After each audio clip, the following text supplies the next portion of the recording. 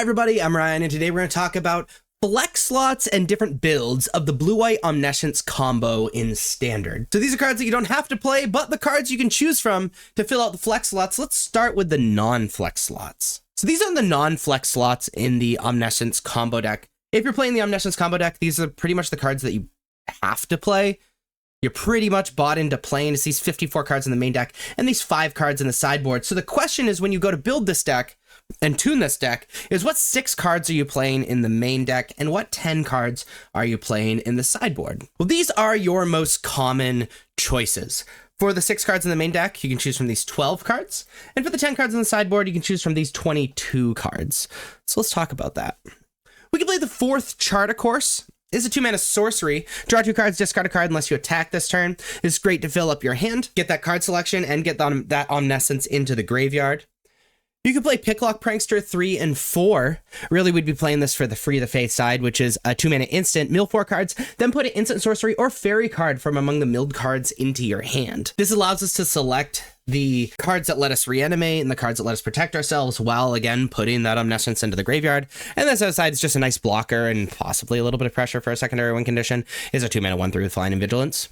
We play up to 3 Temporary Lockdown as 3-mana enchantment. When it enters, exile each non-land permanent with mana value 2 or less until Temporary Lockdown leaves the battlefield. This is great if you want to shore up your matchup against the aggressive decks.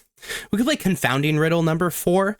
It's a 3-mana instant where you can choose one. Look at the top 4 cards of your library, put 1 in your hand, the rest in your graveyard, or counter target spell unless controller pays 4. So it's 1 more mana than the Free the Fae, but it effectively does the same thing. In addition, allows us to have some counter magic, though a little bit expensive for that counter magic. We can play Affairs Dispersal number 4. It's a 3-mana instant. Spell costs 2 less to cast if it targets an attacking creature. Return target creature to its owner's hand and Surveil 2. Allows us to fill up our graveyard and buy us some time against these aggressive decks. We can play up to 3 Stock Up, which is kind of one of the new hotness cards from Aether Drift. It's a 3-mana sorcery. Look at the top 5 cards of your library, put 2 of them into your hand and the rest in the bottom of your library in any order. So while this doesn't fill up your graveyard, it is probably the best card advantage spell in Standard at the moment, and in Vintage, frankly. So playing a card like this to be able to get that card selection for a combo deck like this is, even though it doesn't totally combo with the graveyard strategy, is pretty powerful.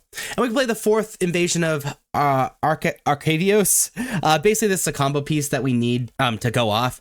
Being able to play another one of those combo pieces is just really, really nice. Though it does dilute the whole survivability and digging for other stuff part of your deck. So we're going to be selecting 6 of these 22 cards to add to our main deck. And as far as the sideboard goes, we're going to play 2 Disenchants. 2-mana instant, destroy target artifact or enchantment. Mostly we'd be playing this for things like Rest in Peace or Ghost Vacuum or really any of those cards that interrupt what we're doing, because this deck's a little soft to graveyard hate. Similar thing with Get Lost, though we can get rid of big creatures to kind of slow our opponents down. Being a 2-mana instant, destroy target creature, enchantment, or planeswalkers. Controller creates 2 map tokens. Soul Partition is another 2-mana instant. We could play 1, exile target non-land permanent for as long as that card remains exiled. This controller may play it. Spell cast by opponents this way costs 2 more to cast. This is very good unconditional removal, though they can play it, a turn or 2 later. So it doesn't make it gone forever, but it's, again, another pretty clean answer to either creatures or Rest in Peace or whatever. Could play Asunder the Gateway. It's a 2-mana sorcery. Destroy target non-token artifact or enchantment an opponent controls. Incubate 2. Or we can incubate 2, then transform an incubator token we control. So really good way to just cash in and be able to block something, but also, again, artifact enchantment hate. There are artifacts and enchantments that just neuter the deck, so a lot of our sideboard slots are devoted to that. We can play a 3rd Grand Abolisher. Grand Abolisher is 2-mana 2/2. During your turn, your opponent can't cast spells or activate abilities of artifacts, creatures, or enchantments. Really good against Ghost Vacuum effects and unlicensed hearse and stuff. And very, very good against counter magic. Temporary Lockdown we already talked about. You could just play those on the sideboard. Day of Judgment is kind of like a temporary lockdown, right? 4 mana destroy all creatures. Good against the aggressive decks and to make sure we're not under a ton of pressure.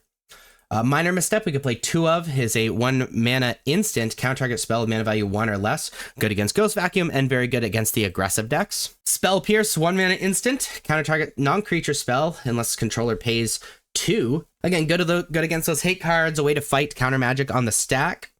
We can play 2 Defabricate. It is a 2-mana instant. Choose 1 counter target artifact or enchantment spell. If a spell is countered this way, exile it instead of putting it to its owner's graveyard, and counter target activated or triggered ability. So fulfilling the role of you know, choosing your artifact and enchantment hate suite is really important in this deck, and it's fulfilling that role as well. Negate would fulfill a similar role as Spell Pierce, 2 mana counter target non-creature spell. Costs 1 more mana, but it's just a straight up counter to stop all those hate cards. Unnerving Grasp, 3 mana, return up to 1 target non-land permanent to its owner's hand, Manifest Dread. Manifesting Dread is kind of cool because, like, we effectively get to select a card to mill, but also we can return problematic hate permanents the turn before we want to go off. We could play Adjo Mana's Stopgap, which is a 4-mana sorcery with Bargain. Spell costs 2 less cast of its Bargain, so it can cost 2. Return target non-land permanent to its owner's hand, draw a card. So effectively, really similar to Unnerving Grasp, though it could cost less. Notice most of these sideboard cards are just different ways to stop things like Rest in Peace and Ghost Vacuum. We play up to 3 Riptide Gearhulk. It is a 5-mana artifact creature.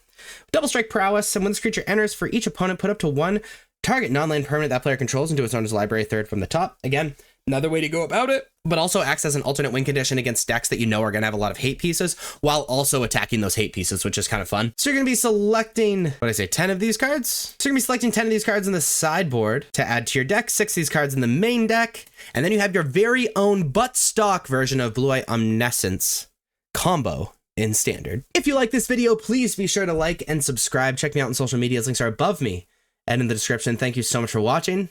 I'll see you next time. Bye-bye.